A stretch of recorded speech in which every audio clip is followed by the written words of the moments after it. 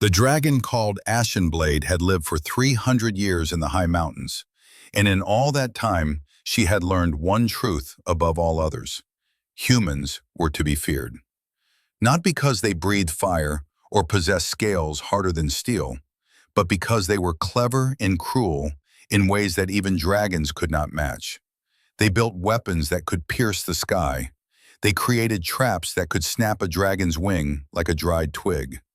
They moved in groups, always in groups, and where one human fell, 10 more would rise to take their place. Ashenblade remembered the stories passed down from the elder dragons, tales of a time when her kind ruled the peaks and valleys without challenge. But humans had changed everything. They multiplied like stars appearing in the night sky, spreading across the land with their villages and cities, their roads and bridges. Wherever they went, dragons had to flee or fight, and fighting always ended badly. The humans would return with more weapons, more warriors, more determination than before. She had seen it happen to her brother Stormscar 50 years ago. He had defended his territory against a human settlement that encroached too close to his cave. He had roared warnings, made threatening flights overhead, even burned a few of their wooden structures to ashes. The humans left for a week, maybe 2. Stormscar thought he had won. Then they came back with iron spears that launched from great wooden machines, with shields that could withstand dragonfire, with dozens of trained fighters who knew how to work together. Ashenblade had watched from a distant cliff as they brought her brother down. She could still hear his final roar echoing through the canyons. After that day, she had made her home higher and more remote than any dragon had lived before. She chose a peak so cold and barren that even mountain goats avoided it. Her cave was hidden behind sheets of ice and accessible only through narrow passages that would challenge even her own massive form. She hunted at night when humans were asleep, taking only what she needed from the wild herds that roamed the lower slopes. She left no trace of her presence, no scorched earth or missing livestock that might draw attention. She became a ghost, a whisper, a shadow that flickered across the moon and was gone before anyone could be certain they had seen anything at all. For 200 years, this approach had kept her alive, but it had also made her lonely in ways she had never imagined possible. Dragons were not meant to live in complete isolation.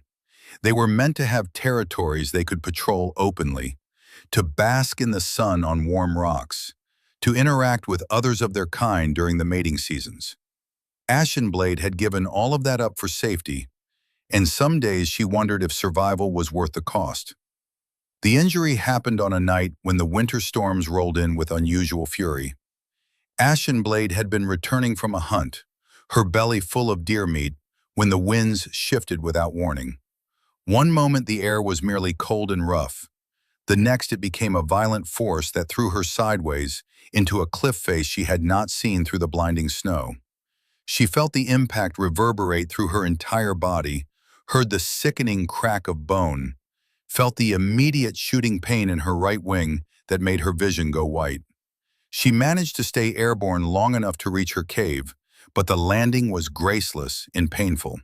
She collapsed onto the stone floor, her wing twisted at an angle that made her stomach turn. When she tried to fold it against her body as she normally would, the pain was so intense that she nearly lost consciousness.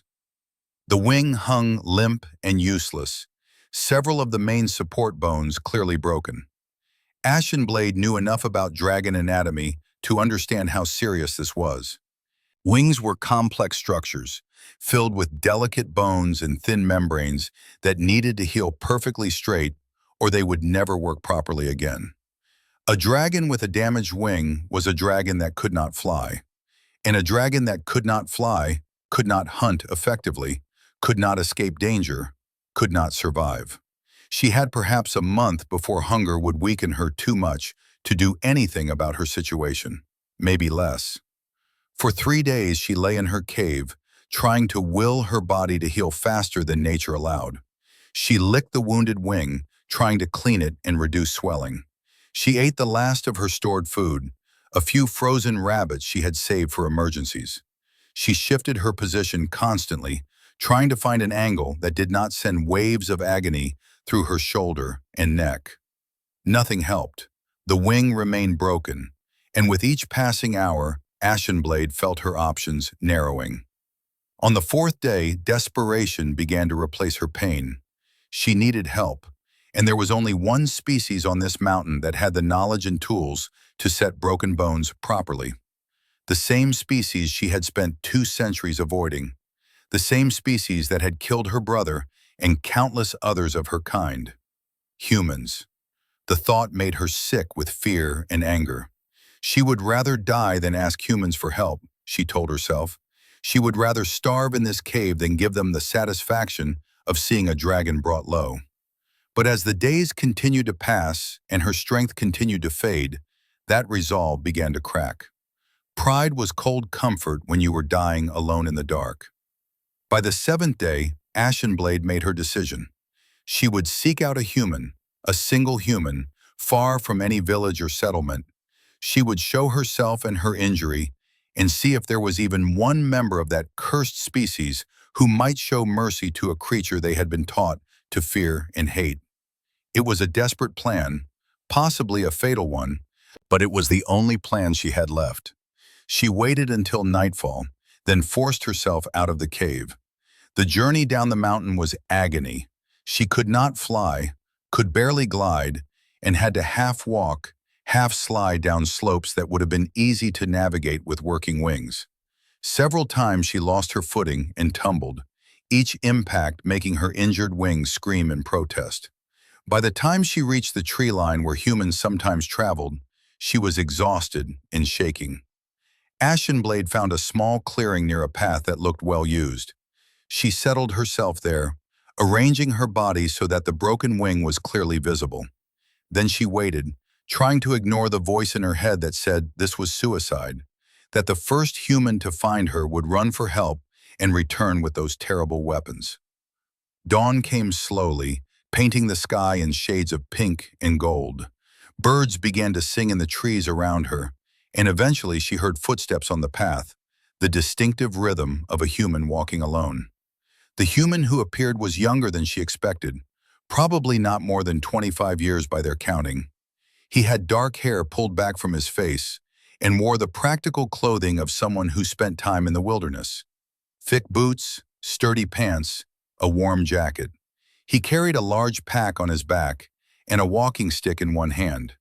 He was humming a melody to himself as he walked, not paying close attention to his surroundings. Then he looked up and saw her. To his credit, the human did not scream. He stopped walking immediately, his body going rigid, his eyes growing wide. For a long moment, neither of them moved. Ashenblade could hear his heart pounding, could smell the sudden spike of fear in his scent.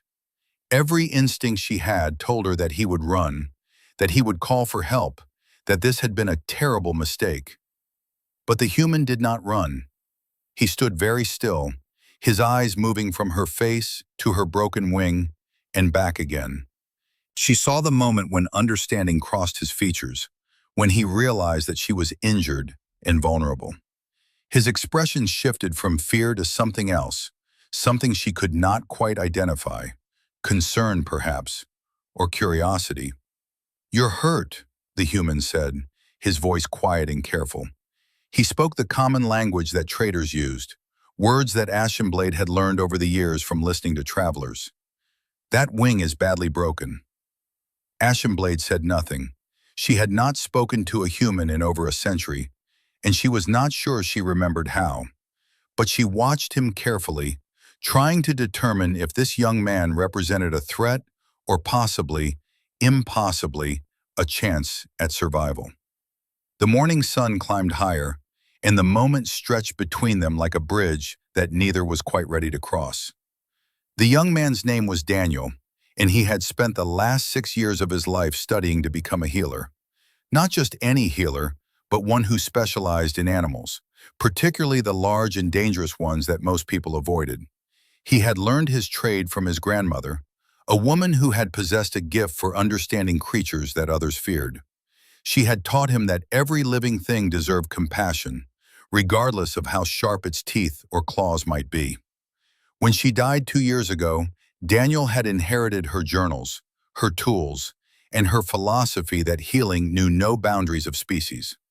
He had been traveling to a remote village to help with an injured bear that had been raiding their food stores when he stumbled upon the dragon in the clearing. In all his years of study and practice, Daniel had never treated a dragon before, had never even seen one up close. They were rare now, so rare that most people considered them myths or stories from the old days. The last confirmed dragon sighting in this region had been decades ago. But here one was, clearly real, clearly suffering, and clearly waiting for something. For him, Daniel realized with a jolt of understanding, the dragon had positioned itself where it would be found. It had stayed put even when he appeared, despite obviously having the strength to move. It was asking for help in the only way it could.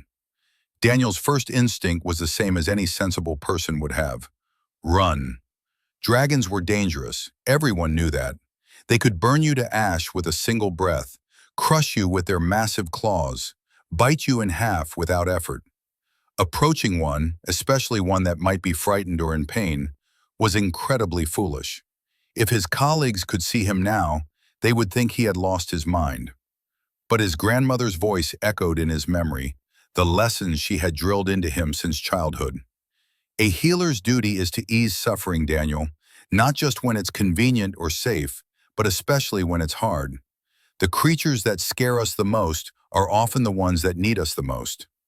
She had said those words to him the day she took him to treat a wolf with a festering wound, a wolf that could have easily killed them both. The wolf had let her work, had seemed to understand they were trying to help, and had walked away healthy 3 weeks later. Could a dragon understand the same thing? Was there intelligence behind those huge golden eyes that were currently fixed on him with an expression he could only describe as hopeful? Daniel found himself stepping forward before his brain caught up with his feet. The dragon's eyes widened slightly, but it did not move, did not threaten. It simply watched him approach, its massive body tense but still. "I'm going to try to help you," Daniel said, keeping his voice low and steady. He had learned that tone mattered more than words with animals. Calm and confident was the key. "But I need to get closer. I need to see what we're dealing with. Is that okay?" The dragon tilted its head slightly, a gesture that reminded Daniel eerily of a bird. He took that as permission and moved closer, circling slightly so he could see the injured wing more clearly. What he saw made him wince. This was not a simple break. Multiple bones were fractured, the wing membrane was torn in several places, and the whole structure was swollen and discolored. If this were a bird, he would have said it was beyond saving. But dragons were not birds, and he had to at least try. "This is bad," he admitted, more to himself than to the dragon. "You've been like this for days, haven't you? The swelling and bruising tell me it's been at least a week." He looked up at the dragon's face, meeting those golden eyes directly. "I can help you, I think, but it's going to hurt. A lot. Setting bones always does. And you're going to have to trust me not to make it worse. Can you do that?" The dragon made a low sound, somewhere between a growl and a whine. Then deliberately it lowered its head until it was resting on the ground, a position of complete vulnerability. The message was clear. Do what you need to do. Daniel felt his heart rate increase as the reality of the situation hit him. He was about to attempt to heal a dragon, something that should be impossible, something that could easily go wrong in 100 different ways. But he had given his word, and a healer did not walk away from a patient in need. He unslung his pack from his back and began removing supplies, his mind already running through the procedures he would need to follow. The dragon continued watching him, but there was something different in its gaze now. The fear was still there. He could see it clearly, but it was mixed with something else. Hope, perhaps. Or maybe just the desperate willingness to try anything if it meant a chance at survival. Daniel understood that feeling. He had seen it in the eyes of countless injured animals over the years. It was the look of a creature at the end of its options, willing to trust a stranger because the alternative was giving up entirely. "My name is Daniel," he said as he laid out bandages, splints, and various bottles of medicine. "I'm going to do everything I can to fix your wing, but I'm going to need you to stay as still as possible, no matter how much it hurts. If you move suddenly or breathe fire or something, we're both going to have a very bad day. Understood?" The dragon's eyes narrowed slightly, and for a moment Daniel thought he saw amusement flicker across its features. Then it made that low sound again, softer this time, and he chose to interpret it as agreement. He took a deep breath, sent a quick prayer to whatever gods might be listening, and moved to begin his work. The morning sun was fully up now, and birds sang in the trees around them, oblivious to the strange alliance being formed in their forest.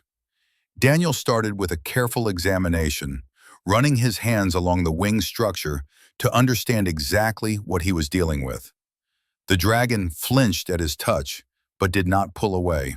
Its scales were warm under his fingers, smoother than he expected, and he could feel the powerful muscles trembling with the effort of staying still. 3 main bones were broken, he determined, along with several smaller ones. The membrane had multiple tears, though those would heal on their own if he could set the bones properly. The real challenge would be creating splints large and strong enough to hold everything in place while the dragon healed. "I'm going to need to straighten these bones," he explained, continuing to talk as much to calm himself as the dragon. "It's going to be extremely painful. After that, I'll splint everything in place and wrap it. You'll need to keep the wing immobilized for at least 6 weeks, probably longer. No flying, no stretching, minimal movement. Then we'll need to do exercises to rebuild strength. The whole process could take 3 or 4 months. The dragon made a huffing sound that might have been acknowledgement or resignation. Daniel pulled out a bottle of strong pain medicine, something his grandmother had developed from various herbs and roots. It would not eliminate the pain, but it would dull it enough to make the procedure bearable. The challenge was dosage. Too little would be useless, too much could be dangerous. He had no idea how much a creature this size would need. "I'm going to give you some medicine first," he said, showing the bottle to the dragon. "It will help with the pain.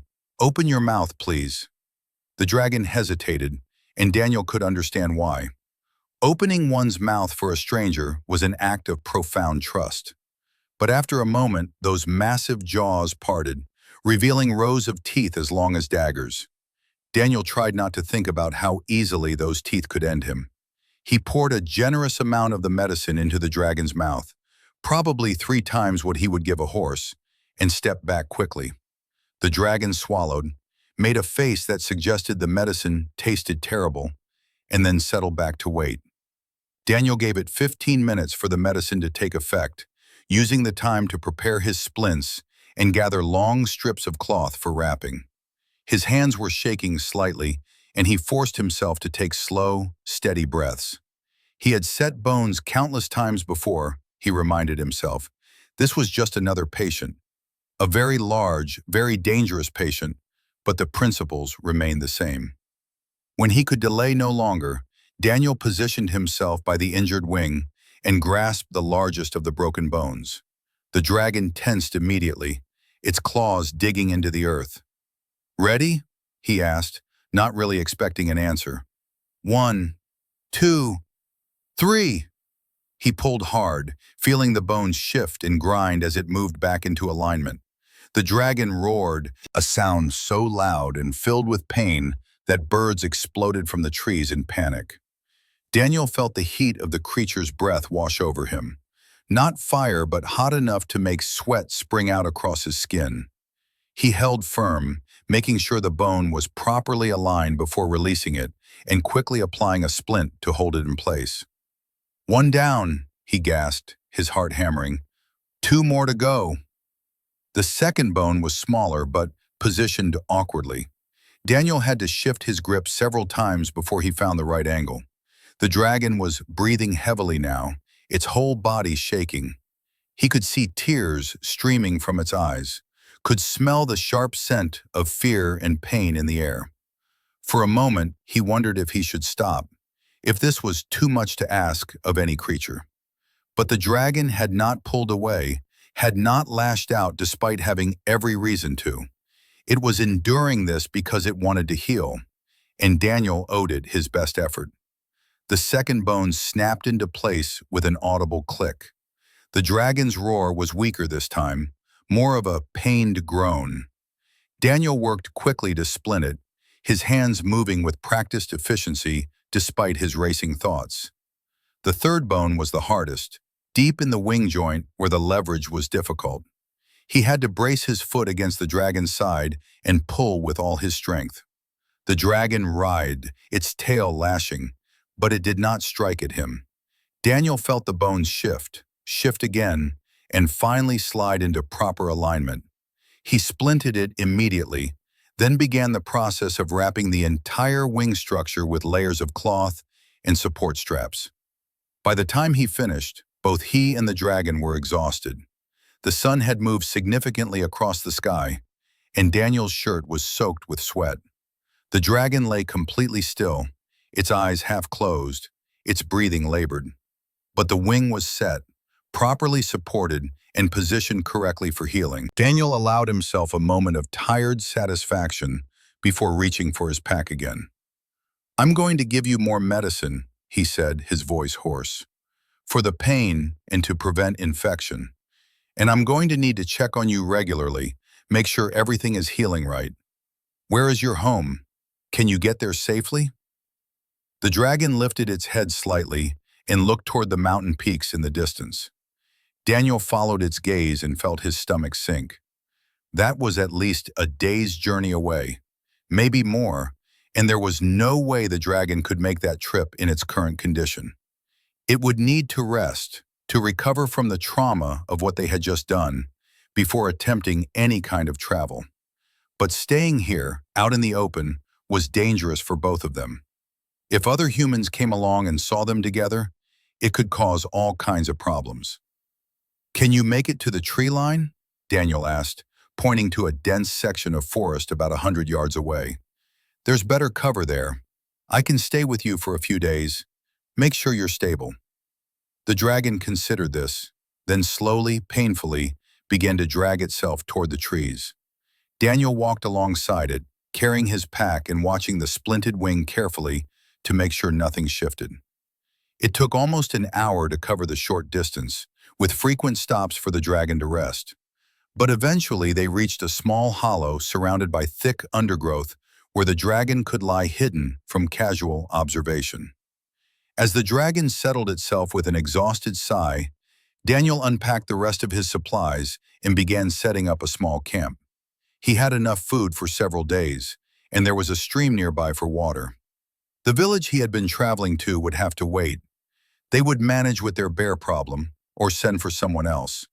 Right now, he had a more immediate responsibility.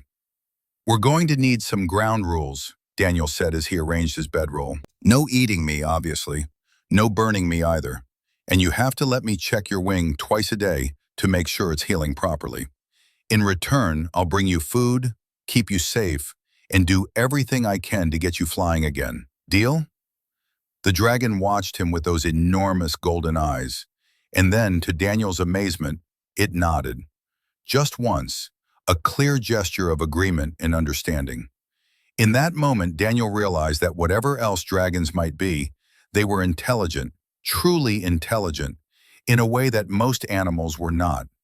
He was not just treating an injured creature, he was entering into an agreement with another thinking being, one that could understand the terms being offered and choose to accept them. That realization changed everything. Daniel found himself looking at the dragon differently, seeing past the scales and claws and fearsome size to the individual beneath. This was not just a dragon, this was a person of sorts, someone with thoughts and feelings and fears just like his own, someone who had chosen to trust him despite having every reason not to. "I'm going to need to call you something," Daniel said as he started a small fire for cooking. "Do you have a name? Can you tell me?" The dragon was quiet for a long moment. Then it opened its mouth and a sound emerged that was unlike anything Daniel had ever heard. It was complex, layered, more like music than speech, with harmonics that seemed to resonate in his chest. He could never reproduce that sound, could never even come close, but he listened carefully, trying to find something in it he could use. Ashen blade, he said finally, picking out what seemed like the core of the sound. Is that close? Can I call you Ashen blade? The dragon's eyes brightened, and it made a softer sound that Daniel interpreted as, yes. He smiled, feeling an unexpected warmth in his chest.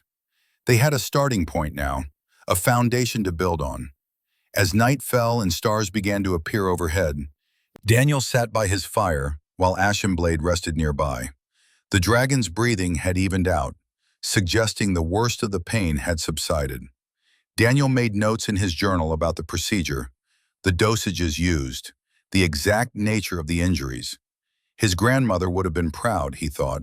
She had always encouraged him to push boundaries, to see the individual rather than the species, to offer help wherever it was needed. He had no idea how this would end, whether Ashenblade would heal properly, whether they would be discovered, whether this fragile trust between them would hold or shatter. But for tonight, in this small hidden hollow in the forest, a human and a dragon rested side by side in peace. And that, Daniel thought as he drifted off to sleep, was something worth celebrating, no matter what tomorrow might bring. The first week of healing was the hardest. Ashenblade's pain remained intense despite Daniel's medicines, and the dragon struggled to find any comfortable position for sleeping. The splinted wing had to remain extended and supported, which meant Ashenblade could not curl up the way dragons naturally did for rest. Instead, she had to lie on her side with the injured wing propped on a framework Daniel constructed from fallen branches in packed earth. It was awkward and uncomfortable, and more than once Daniel woke in the night to hear Ashenblade making small sounds of distress in her sleep. During those long days, Daniel established a routine. He would wake at dawn and check the wing first thing, looking for signs of infection or swelling. Then he would redress the bandages, apply fresh medicine to the few spots where scales had been damaged, and make sure the splints had not shifted. After that came the challenge of food. Ashenblade needed to eat to maintain her strength, but hunting was impossible in her condition. Daniel started leaving the hollow before sunrise to set snares and traps in the surrounding forest. He caught rabbits, squirrels, even managed to bring down a deer with a lucky arrow shot. It was not enough to truly satisfy a dragon's appetite, but Ashenblade accepted what he brought with what Daniel interpreted as gratitude. In the afternoons, Daniel would sit by his fire and work on other tasks, gathering herbs, preparing medicines, writing in his journal. And he would talk. He found himself talking to Ashenblade about everything and nothing, filling the silence with stories from his life, questions about dragons, observations about the world around them. At first, he did not expect any response beyond the occasional grunt or huff, but gradually he began to realize that Ashenblade was listening intently to every word. And more than that, she was trying to communicate back. It started with simple things. When Daniel asked if Ashenblade was in pain, the dragon would indicate yes by lowering her head once, no by turning it slightly to the side. When he asked if she was hungry, she would open her mouth. When he asked if the medicine was helping, she would make a low, rumbling sound that Daniel learned meant approval or agreement. These small exchanges built on each other, creating a basic vocabulary between them. But it was on the fifth day, as Daniel sat by the fire eating his own meager dinner, that Ashenblade spoke for the first time. Not in the common tongue, not exactly, but in a rough approximation of it that came out hoarse and strange from a throat not designed for human speech. "Thank you," Ashenblade said, the words slow and careful. Daniel nearly dropped his food. He stared at the dragon, his mouth open in shock. "You can talk? You can speak our language?" Ashenblade's eyes gleamed with what might have been amusement. "Little," she said after a pause. "Learned from listening, never spoke before, never needed. You've been listening to humans? Daniel felt his understanding of the situation shift again. For how long? Many years, Ashenblade said, each word clearly requiring effort. Hiding, watching, learning. Humans dangerous. Needed to understand them. Daniel sat back, his mind racing. Dragons were not just intelligent, they were actively studying humanity, learning their languages, their behaviors, all while staying hidden and safe. It made sense in a terrible way. Know your enemy, understand what they were capable of, increase your chances of survival. But it also meant that Ashenblade had chosen to reveal herself to him, knowing full well what humans were like, what they could do. The level of desperation required for that choice made Daniel's chest ache. We're not all dangerous, he said quietly. Some of us just want to help. Ashenblade was silent for a long moment. When she spoke again, her voice was heavy with emotion. My brother, humans killed. Long ago. He fought them. They killed him. I watched, could do nothing. I'm sorry, Daniel said, and meant it with his whole heart. I'm so sorry that happened. There are humans who do terrible things, who kill without thinking about the lives they're taking. But there are also humans who heal, who protect, who try to make things better. I hope I can be one of those for you. You are, Ashenblade said simply. Why? Dragons killed humans too. In the past, why help me? It was a fair question, and Daniel took time to consider his answer. Because you're hurt and you asked for help, he said finally. Because every life has value, dragon or human or anything else. Because my grandmother taught me that healing is about seeing past our fears to the person who needs us. And because, he paused, surprised by his own honesty, because I think we have more in common than either of our species wants to admit. We both want to live. We both feel pain and fear and hope. We both can choose to be better than our worst impulses. Ashenblade made a sound that might have been a laugh or a sob. Wise words for a young human. I had a wise teacher, Daniel replied. He stood and moved closer to Ashenblade, though still maintaining a respectful distance. Can I ask you something? Why do dragons fear humans so much? I mean, you're massive, you can fly, you breathe fire. We're tiny and fragile in comparison. What makes us so scary to you? Ashenblade's expression turned thoughtful. Humans multiply, she said slowly. One human falls, 10 more come. One village grows into 5. You cover the land like water filling a valley. You make weapons, traps, plans. You work together. One dragon alone cannot fight that, cannot win. So it's not our strength, Daniel said, understanding dawning. It's our numbers and our persistence. And your cleverness, Ashenblade added. Humans always find new ways to kill, new weapons, new strategies. Dragons stay the same. We are strong, but we do not change. Do not adapt like humans do. We lose territory every generation. Soon, nowhere left to hide. The sadness in her voice was profound, and Daniel felt the weight of history settling over their conversation. This was not just about one dragon and one human.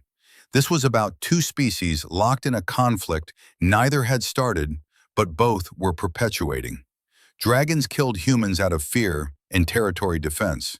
Humans killed dragons out of fear and resource competition. And the cycle continued, generation after generation, until dragons were nearly extinct and humans saw them as monsters from legend rather than thinking beings with legitimate concerns. What if we could change that? Daniel asked, the idea forming even as he spoke. What if we could show both our peoples that there's another way, that we don't have to be enemies? Ashenblade looked at him with those ancient golden eyes. How? Trust is broken. Too much death, too much fear, on both sides. I don't know, Daniel admitted, But it starts with us, doesn't it? With you trusting me enough to ask for help, and me trusting you enough to give it. With us proving that a human and a dragon can work together, can communicate, can see each other as people instead of threats. Maybe that's all we can do. But maybe that's enough to plant a seed that could grow into something bigger. Optimistic, Ashenblade said, but there was warmth in her tone. Foolish, perhaps, but I want to believe it. I am tired of hiding, tired of fear, tired of being alone. Those last words hit Daniel particularly hard. He thought about Ashenblade's life as she had described it. 200 years of isolation in a mountain cave, hunting only at night, never speaking to another soul, living in constant vigilance against discovery. It sounded less like living and more like a very slow death. No wonder she had been willing to risk everything for a chance at something different. You don't have to be alone anymore, Daniel said softly. At least for now you have me. And once your wing heals, once you can fly again, maybe you can find others of your kind. There have to be more dragons out there somewhere. Few, Ashenblade said. Very few, scattered across distant lands. Finding them, she trailed off, and Daniel could see the longing in her expression. The desire for connection with her own species, for an end to the crushing loneliness, warred with the fear that had kept her isolated for so long. Over the following days, their conversations deepened and expanded. Ashenblade's command of the common language improved rapidly now that she was actually using it, though she still struggled with some of the more complex words and sentence structures. She told Daniel about dragon culture, about the old days when her kind had lived in large family groups called flights. She described the annual gatherings at sacred mountain peaks, where dragons would come together to share news, arrange matings, and maintain the bonds of their species. She explained that dragons lived for thousands of years if allowed to, that they were not just intelligent but deeply knowledgeable, accumulating wisdom and understanding that few humans could match. In return, Daniel told her about human society, about villages and cities, and the complex web of relationships that held communities together. He explained human customs, their short lifespans that made them urgent and quick to act, their need for security and belonging that drove so much of their behavior. He shared stories from his training as a healer, the animals he had helped, the lessons his grandmother had taught him about compassion and duty. And through these exchanges, something remarkable began to happen. They stopped seeing each other as representatives of their species and started seeing each other as individuals. Daniel was not just a human to Ashenblade anymore. He was Daniel, the healer with a kind heart and steady hands, who made terrible jokes and hummed to himself while he worked. Ashenblade was not just a dragon to Daniel. She was Ashenblade, the wise and lonely creature who had survived for centuries through intelligence and caution, who had a dry sense of humor and a deep appreciation for the beauty of sunrises. The second week brought new challenges. The initial pain had faded enough that Ashenblade was becoming restless. She wanted to move more, to stretch her cramped muscles, to do something other than lie still. But the wing was not ready for any kind of stress, and Daniel had to constantly remind her to stay calm and let the healing continue. They compromised by doing gentle exercises with her other limbs, careful movements that would maintain some strength without risking the injured wing. It was during one of these exercise sessions that they were almost discovered. Daniel was guiding Ashenblade through some leg stretches when they both heard voices approaching through the forest. Human voices, speaking loudly enough to be heard from a distance. Daniel's heart leaped into his throat, and Ashenblade's eyes went wide with fear. They had been found, and there was nowhere to hide. "Don't move," Daniel whispered urgently. "Don't make a sound. Let me handle this." He quickly threw a large piece of canvas over Ashenblade's distinctive form, covering her as much as possible with the vegetation around the hollow. It was not a great disguise, but in the dim light under the trees, it might be enough if the visitors did not look too closely. Then Daniel stepped out of the hollow to intercept whoever was coming, positioning himself to block the view of what lay behind him. Three men emerged from the forest, hunters by the look of them, with bows and knives at their belts. They looked surprised to see Daniel, but not hostile. "Ho there," one of them called out, a grizzled man with a gray beard. "Didn't expect to find anyone out here. You alone?" "I am," Daniel said, hoping his voice sounded steady. "Just passing through, gathering some herbs for medicine." The hunters exchanged glances. "Funny place to gather herbs," the gray-bearded man said. "Pretty remote. You sure you're not poaching? These woods are part of the Lord's hunting grounds." "No poaching," Daniel assured them quickly. "Like I said, just herbs. Rare ones that only grow in places like this." He gestured vaguely at the forest around them, trying to draw their attention away from the hollow behind him. One of the other hunters, a younger man with sharp eyes, was peering past Daniel with interest. "What's that you got covered up back there? That's an awful lot of canvas for herb gathering." Daniel's mind raced. "Supplies," he said, "tools and such. Didn't want them getting wet if it rains." "Mind if we take a look?" the sharp-eyed hunter asked, already moving toward the hollow. "We've been tracking something strange in these woods the last few days. Big tracks like nothing we've seen before." "You wouldn't happen to know anything about that, would you?" "No," Daniel said, perhaps too quickly. He moved to block the hunter's path, which was a mistake.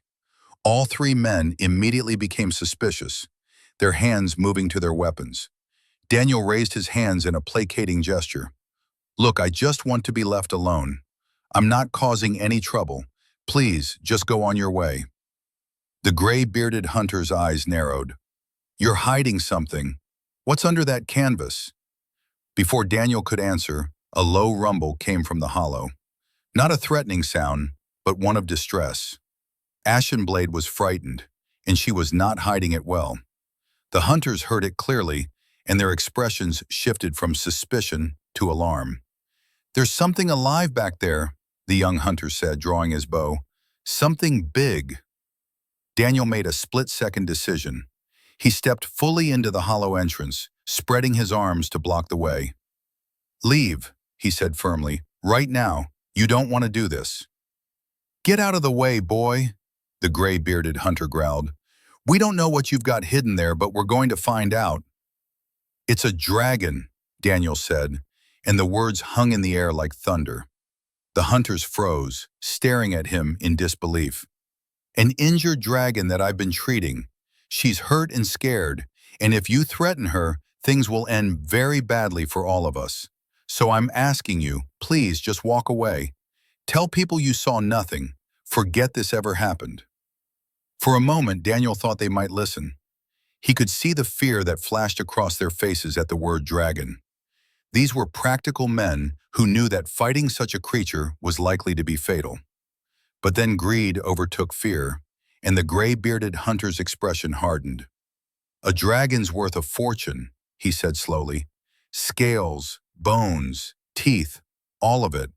The Lord would pay handsomely for a dragon carcass, even more if we bring it back alive." He looked at his companions. "Ready your weapons, boys. We're taking that beast down." Daniel felt despair crash over him. He had failed. He had brought danger right to Ashenblade's doorstep, and now she would pay for his mistake. But before the hunters could move, before Daniel could even think of what to do next, Ashenblade's voice rang out from behind him, clear and strong despite her injuries. "Come then, hunters," she said in the common tongue, shocking them into stillness. "Come and try to claim your prize. But know that I am Ashenblade, daughter of Stormscar, who fought 50 of your kind before falling.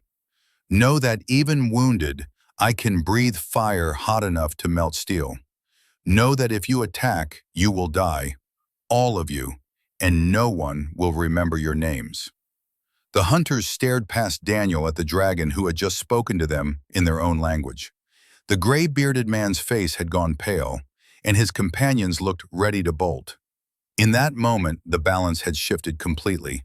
They had expected a mindless beast, something they could hunt like any other animal. Instead, they were confronted with an intelligent being who could speak, who knew their history, who was promising them death if they continued. "She doesn't want to fight," Daniel said into the shocked silence. "And neither do I. We just want to be left in peace. She'll heal, she'll leave, and no one needs to die here today. Please, make the right choice." The gray-bearded hunter looked between Daniel and Ashenblade, calculation clear in his eyes. He was weighing the potential reward against the very real danger, trying to decide if it was worth the risk. Finally, slowly, he lowered his weapon. "This isn't over," he said, his voice tight with anger and fear. "We'll be reporting this. The Lord will send soldiers. You're both doomed." "Maybe," Daniel said quietly, "but not by your hand. Now go." The hunters backed away, keeping their weapons ready but not attacking. Once they were out of sight, Daniel heard them running, crashing through the undergrowth in their haste to get away. He waited until the sounds faded completely before turning to Ashenblade. "That was incredibly brave," he said, his legs suddenly shaky with released tension. "But you were right. They're going to report this. We need to leave, find somewhere else to hide." "Cannot travel far," Ashenblade said, her own voice shaking now that the danger had passed. "Wing not strong enough. Daniel, you should go. Leave me. Save yourself. You helped me, gave me a chance. That is enough." "Absolutely not," Daniel said firmly. "I'm not abandoning you. We're in this together now." He was already moving, gathering supplies, his mind racing through options. The hunters had gone north, probably heading to the nearest settlement. That gave them maybe a day, two at most, before soldiers arrived.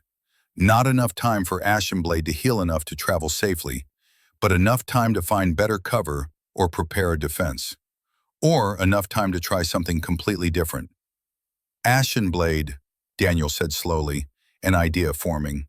"You said dragons used to gather at sacred mountain peaks, right? Are any of those peaks still used? Are there other dragons who might come if you call?" Ashenblade's eyes widened. "Calling takes specific fire patterns, smoke signals ancient and known to all dragons. But I have not called in 2 centuries. Do not know if any would answer. Do not know if any still live who remember the old ways." "But they might," Daniel pressed. "And if they do, if even 1 or 2 dragons respond, the soldiers won't dare attack. They'll see that dragons are organized, intelligent, capable of working together. It could change everything." "Or bring more of my kind to their deaths," Ashenblade said, her voice heavy with doubt. "Risk is very great, Daniel." "I know," Daniel said, "but so is the opportunity. We can't run forever. We can't hide forever. Eventually, we have to stand and show both our peoples that there's another way forward. This might be our chance." Ashenblade was quiet for a long time, her expression unreadable. Daniel waited, knowing this had to be her decision, not his. Finally, she spoke, her voice barely above a whisper. "Help me stand. Help me breathe fire one more time. If I am to die, let it be calling for my kin. Let it be reaching out instead of hiding. Let it be hoping for change instead of accepting fear." Daniel felt tears prick his eyes at the courage in those words. He moved to help Ashenblade rise, supporting her weight as she positioned herself in the clearest part of the hollow. Her injured wing hung useless, but her head rose high, and when she opened her mouth, flames of different colors began to emerge. She breathed fire in careful patterns, controlling the flames with precision Daniel had never imagined possible.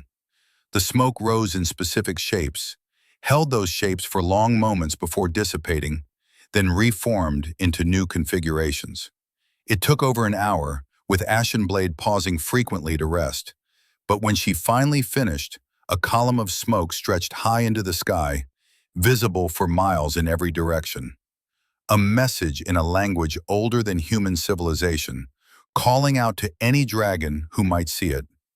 "Come, help is needed, change is possible, hope still lives." They waited as the sun began to set, both exhausted but unable to look away from the sky. Daniel did not know if any dragons would answer. did not know if Ashenblade's call would reach anyone, or if those who saw it would care.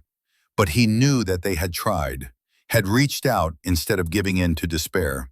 And sometimes that was all you could do. Try and hope and wait for the world to respond. As darkness fell and stars appeared overhead, Daniel made a simple dinner and shared it with Ashenblade. They did not speak much, both lost in their own thoughts about what tomorrow might bring. But when Daniel finally lay down to sleep, Ashenblade carefully moved her head closer to him, a gesture of protection and affection that made his heart full, despite the danger they faced. "Thank you," she said softly, "for everything. No matter what happens tomorrow, thank you for showing me that not all humans are enemies, for giving me hope when I had none, for being my friend when I had forgotten what friendship felt like." "Thank you for trusting me," Daniel replied, reaching out to gently touch one of her scales. "For teaching me that courage isn't the absence of fear, it's choosing to hope despite it. For being proof that understanding is possible, even between the most unlikely of friends." They rested then, a human and a dragon, waiting for whatever dawn would bring. And high above them, stars wheeled slowly across the sky, indifferent witnesses to the small alliance that might change the fate of two species, or might end in tragedy. Only time would tell which it would be.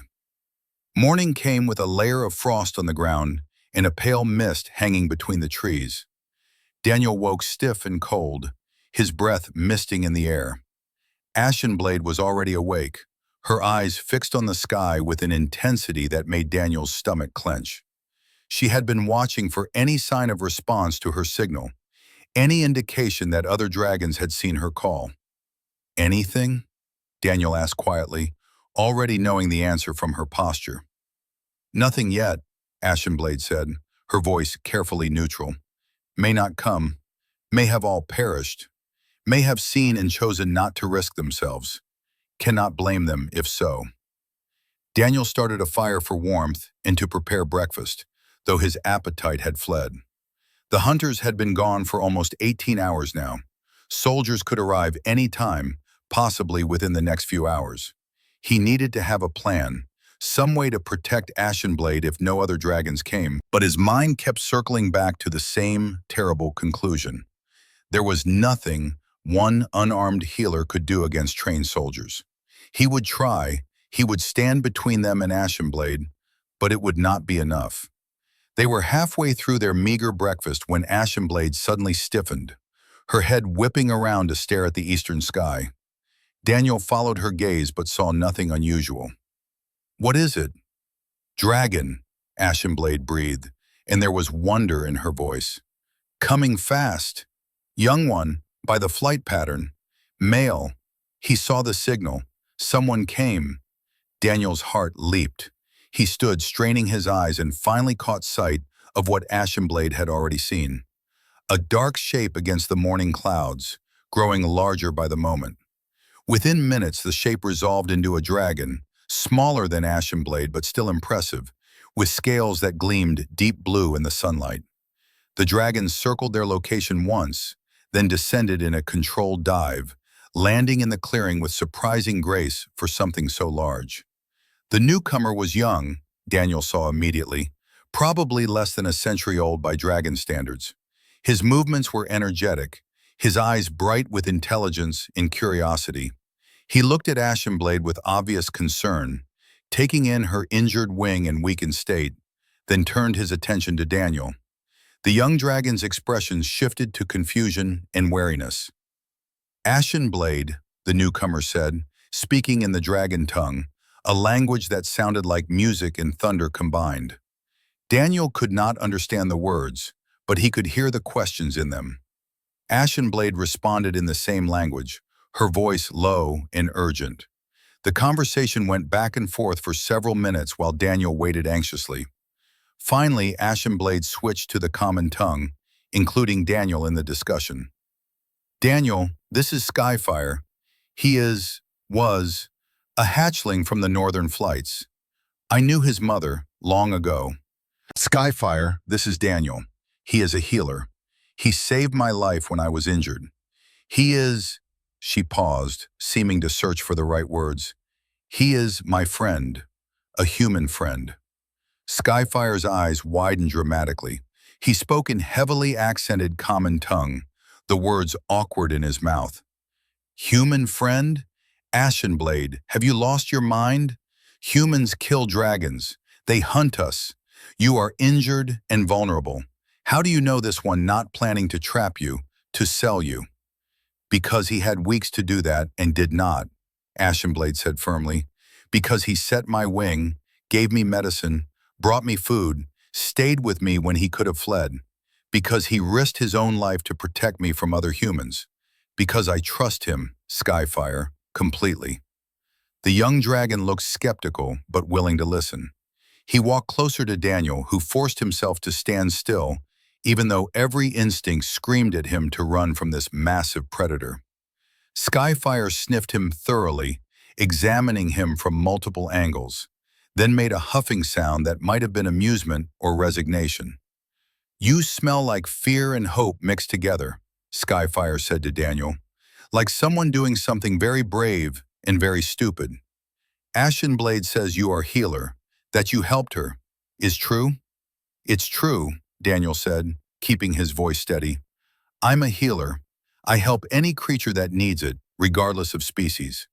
Ashenblade was dying when I found her. I couldn't just walk away. Most humans would, Skyfire pointed out. Most humans see dragon, they run or attack. They not see person, they see monster, see danger, see trophy. What makes you different? My grandmother, Daniel said simply. She taught me to see past the surface, to look for the individual beneath. She taught me that all life has value, that suffering is suffering, regardless of who or what is experiencing it. And she taught me that the best way to change the world is to start with one kind act at a time. Skyfire tilted his head considering this. Wise grandmother. Dead now? Yes, Daniel said quietly. 2 years ago. She would be proud, Skyfire said, and there was surprising gentleness in his tone. You honor her teaching. He turned back to Ashenblade. You said in your signal that help was needed, that change was possible. What did you mean? Ashenblade explained quickly. The approaching soldiers, the hunters who had discovered them, the limited time they had before violence would likely erupt. I called not just for help, but to make a point, she said, to show that dragons can still respond to each other, can still work together, to show humans that we are not isolated beasts they can hunt one at a time. Daniel thinks we can use this to open dialogue, to start changing how our species see each other. Ambitious, Skyfire said dryly, also possibly fatal. But, he looked between them, I came here because I am tired of hiding too. Because I am last of my flight, all others dead or disappeared. Because I saw your signal and thought, maybe this is chance to stop running, to stand for something. So yes, I will help. We make this stand together. Daniel felt relief flood through him so intensely that his knees nearly buckled. 2 dragons. It still might not be enough if the soldiers came in force, but it was exponentially better than their previous position. Thank you, he said to Skyfire. Thank you for coming, for believing this is possible. Don't thank yet, Skyfire said practically. May still all die, but if we do, we die trying to change things. That better than dying alone in hiding. He looked at the horizon, his expression growing serious. How long until humans arrive? Hours, maybe, Daniel said. The hunters left last night. They'll have reached the nearest settlement by dawn. Soldiers could be here by midday. Then we prepare, Skyfire said decisively. He began issuing instructions, his youth belied by the authority in his voice. They would move Ashenblade to a more defensible position, somewhere with clear sight lines and room for Skyfire to maneuver. They would gather stones and fallen logs to create obstacles that would force any attackers to approach from predictable angles. And they would practice, making sure Daniel understood how to stay safe while the dragons defended their position if it came to violence. The next few hours passed in a blur of activity. Despite her injury, Ashenblade proved invaluable in planning their defense, her centuries of experience providing insights that Skyfire's youth lacked. They chose a rocky outcropping partway up the mountain, a position that would force attackers to climb uphill while giving the dragons a commanding view of all approaches. Daniel used his knowledge of human tactics to point out weaknesses in their setup, places where soldiers might try to flank them or get behind their position. By the time the sun reached its zenith, they were as ready as they could be. Ashenblade lay protected in a natural hollow in the rocks, her injured wings shielded from potential arrows. Skyfire perched on the highest point, his keen eyes scanning the forest below. Daniel positioned himself between them, his medical supplies close at hand in case anyone was injured, his heart hammering against his ribs as the wait continued. They did not have to wait long. Just after noon, movement in the trees below caught Skyfire's attention. "They come," he announced, his voice tense. 20 humans, maybe more, armed with spears, bows, some kind of large weapon on wheels. Daniel's stomach dropped. A wheeled weapon meant a ballista, a massive bow designed to shoot spears large enough to penetrate dragon scales. The Lord had sent serious force, enough to kill dragons even without the element of surprise. This was not going to be a simple confrontation. This was going to be a battle. The soldiers emerged from the tree line in organized formation, their armor gleaming in the afternoon sun. At their head rode a man in finer gear, probably a captain or knight, with a red plume on his helmet. They stopped at a safe distance, taking in the sight of 2 dragons and 1 human on the rocky outcropping above them. Daniel saw the captain say something to his men, saw them begin to wheel the ballista into position. "Wait!" Daniel shouted, his voice carrying across the distance. "Don't attack. We can talk about this." The captain urged his horse forward a few steps. "You're harboring dangerous creatures," he called back. "By order of the Lord, they must be eliminated. Come down now and you won't be charged with treason." "They're not creatures," Daniel shouted. "They're people, intelligent beings who can speak, who can reason.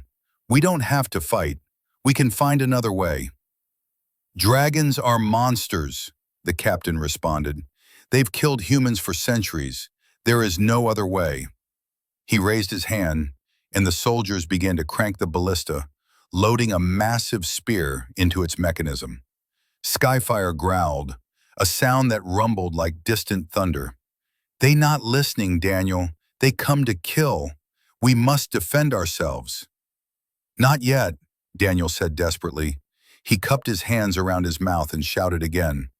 "Captain, listen to me. These dragons don't want to fight. They've only ever defended themselves. If you attack, people will die. Your people and mine. Is that really what you want? Is that worth it?" The captain hesitated, his hands still raised but not yet giving the signal to fire. In that moment of uncertainty, Ashenblade rose from her hollow, moving carefully to stand beside Skyfire, despite the pain it clearly caused her. She drew herself up to her full, impressive height and spoke, her voice carrying clearly across the clearing. "I am Ashenblade," she said, each word deliberate and clear. "I have lived in these mountains for 300 years. In that time I have killed 3 humans, 3 who attacked me first, who gave me no choice but to defend myself. I have taken no livestock, burned no villages, harmed no innocents. I have hidden and lived in peace, asking only to be left alone. This human, Daniel, found me injured and dying. He healed me. He showed me kindness when he could have shown me cruelty. He proved that our species need not be enemies." She paused, and in the silence her words seemed to echo. "You have come here to kill us, to eliminate what you call monsters. But look at us, listen to us. We speak, we reason, we feel pain and fear and hope, just as you do. We are not animals to be hunted. We are people, different from you but no less deserving of life. So I ask you, is this truly the choice you want to make? Is this the story you want to tell your children? That you had a chance for peace and chose violence instead? The captain sat frozen on his horse, staring up at Ashenblade with an expression Daniel could not read. Around him, the soldiers were murmuring to each other, clearly shaken by hearing a dragon speak so eloquently in their own language. The ballista remained loaded but not yet fired. Then another voice spoke from among the soldiers, a woman's voice, strong and clear. "Captain, permission to speak." The captain turned, seeming grateful for the interruption. "Granted." A woman in archer's gear stepped forward, her bow lowered. "Sir, I heard stories from my grandmother. She said that long ago, before the wars, humans and dragons sometimes traded, sometimes even worked together. She said the conflict started over territory and resources, not because either side was inherently evil. Maybe," she hesitated then continued more firmly, "maybe this is a chance to go back to that, to find a way to coexist." "Coexist with dragons?" the captain said skeptically. "They're predators. They're dangerous." "So are we," the woman pointed out. "We're probably more dangerous than they are, actually. We've nearly wiped them out. But that doesn't mean we can't make a different choice now." Other soldiers were nodding now, and Daniel felt a surge of hope. The captain was looking uncertain, his earlier conviction wavering. This was the moment, Daniel realized. This was where the future would be decided, not through violence, but through words, through reason, through the courage to choose a different path. "Captain," Daniel called out again, "I'm a healer. I've treated wolves that could have killed me, bears that had every reason to see me as prey. I've learned that if you approach any creature with respect and compassion, if you show them you're not a threat, most will respond in kind. These dragons are the same. They don't want to fight. They just want to live. We all want to live. Can't we find a way to do that without more death?" The captain was silent for a long moment. Then he lowered his hand, and the soldiers relaxed their weapons. "I'm not saying I agree with you," he said slowly, "but I'm also not ready to start a battle when there might be another option. We'll hold position. You stay up there, and we're going to send for someone with more authority than me to make this decision." It was not a victory, but it was not defeat either. It was a pause, a breath, a chance. Daniel looked at Ashenblade and Skyfire, saw the tension in their bodies begin to ease slightly. They had bought themselves time, and sometimes that was all you could ask for. The standoff continued through the afternoon. The soldiers set up a camp at the base of the outcropping, maintaining watch but not advancing. Skyfire flew periodic patrols around the area, ensuring no one tried to sneak up on them from another direction. Ashenblade rested, conserving her strength, and Daniel waited, hoping that whoever came to make the final decision would be wise enough to choose peace over violence. As the sun began to set, Skyfire suddenly stiffened, looking toward the northern sky. "More dragons," he said quietly. "2 of them, coming in fast." Daniel's heart raced. More dragons could either help their cause or make things worse, depending on how they approached the situation. He watched the sky anxiously, and soon he could see the shapes Skyfire had spotted. 2 more dragons, these ones larger and older by their flight patterns, approaching with purpose. The soldiers saw them too and immediately scrambled to defensive positions, the ballista swinging to track the newcomers. But before anyone could act, Ashenblade stood and breathed fire, a quick pattern that Daniel now recognized as a greeting signal. The approaching dragons responded in kind, their own flames coloring the sky. The 2 dragons landed near Skyfire, and Daniel could see they were both ancient by dragon standards, their scales bearing the scars of countless years.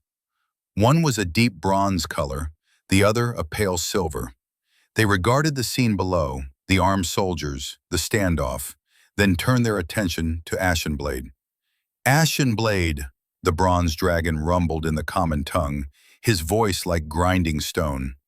"We are Emberhorn and Frostscale. We received your call.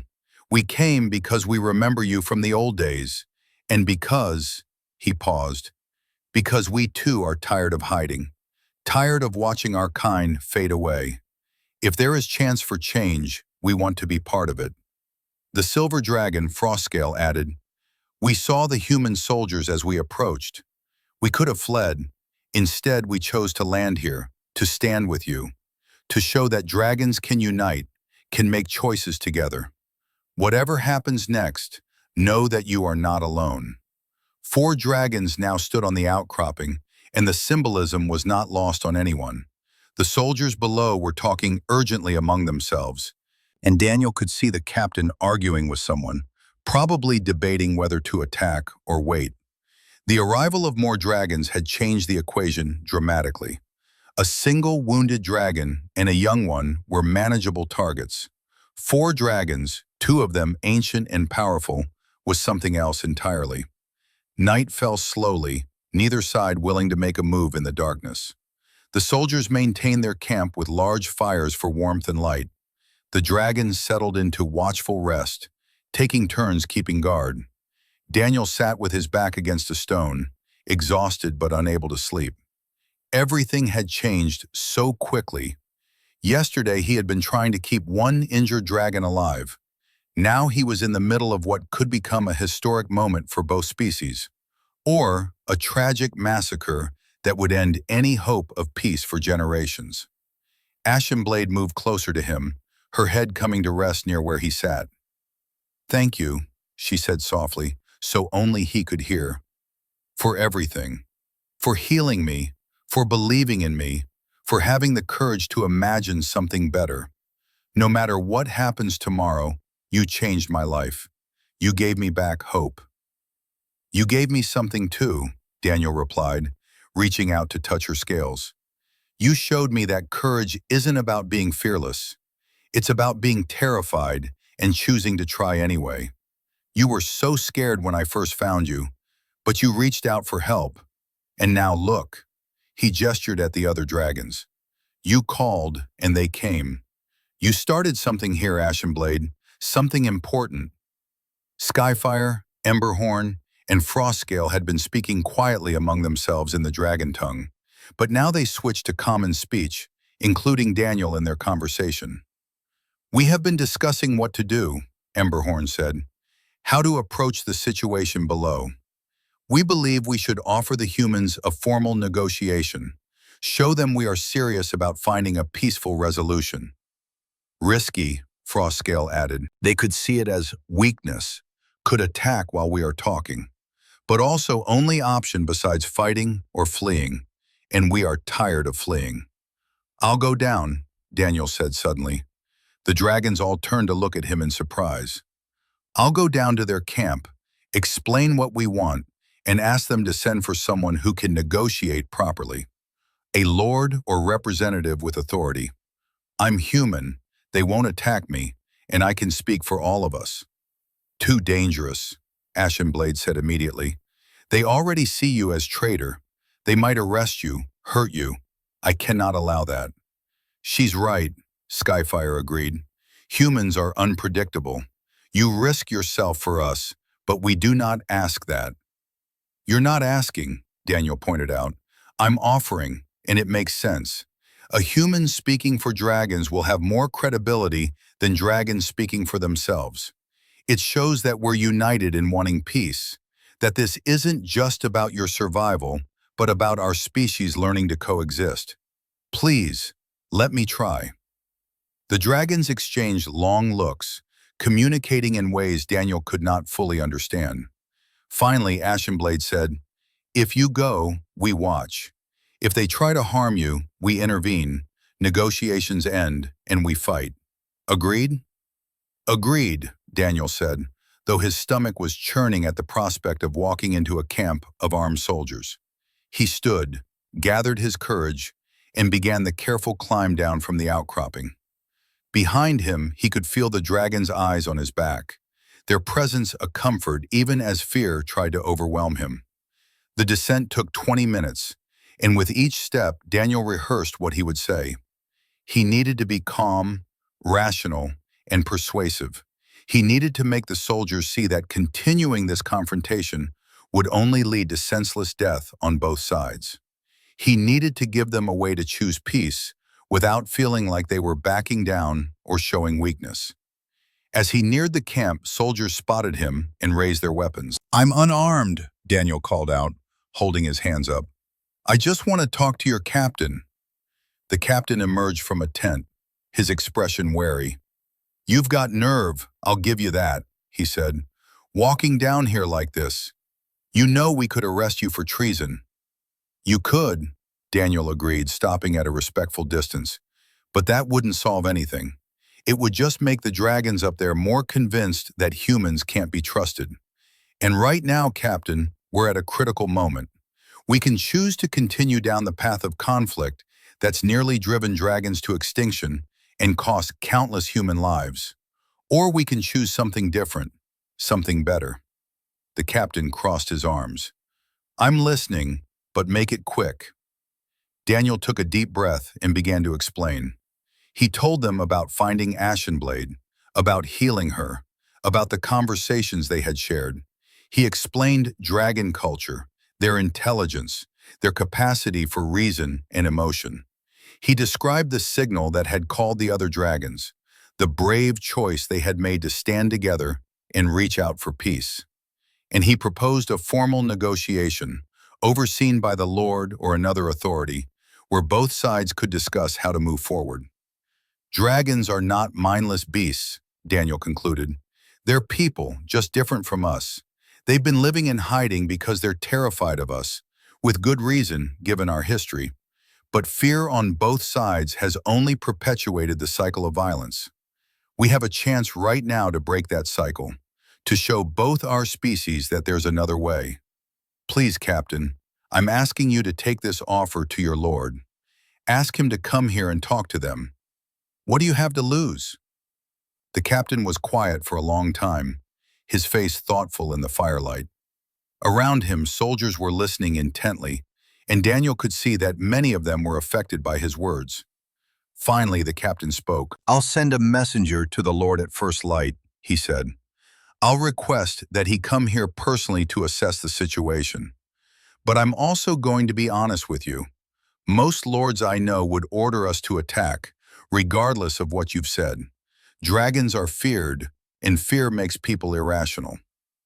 "Then we need to give your lord a reason to overcome that fear," Daniel said. "We need to show him that there's more to gain from peace than from continuing this war. And we need to do it together, humans and dragons speaking with one voice." The captain nodded slowly. "Get back to your dragons. Tell them they have until tomorrow evening. If my lord arrives and decides to negotiate, fine. If he orders an attack—" He left the sentence unfinished, but the implication was clear. Daniel returned to the outcropping and reported the conversation. The dragons listened intently, their expressions revealing the weight of what had been decided. They had one day to prepare for the most important negotiation of their lives. One day to figure out how to convince a human lord that dragons deserve to live. That night, as the stars wheeled overhead and both camps settled into uneasy rest, Daniel felt the full magnitude of what they were attempting. They were trying to change history, to rewrite the relationship between two species that had been at war for generations. It seemed impossible. It seemed arrogant to even try. But then he looked at Ashenblade, at the way she had opened herself to hope despite centuries of fear. He looked at Skyfire, Emberhorn, and Frostscale, who had all chosen to stand together rather than hide alone. He thought about the woman soldier who had spoken up about coexistence, about the captain who had chosen to wait rather than attack immediately. Maybe it wasn't impossible. Maybe all great changes started exactly like this.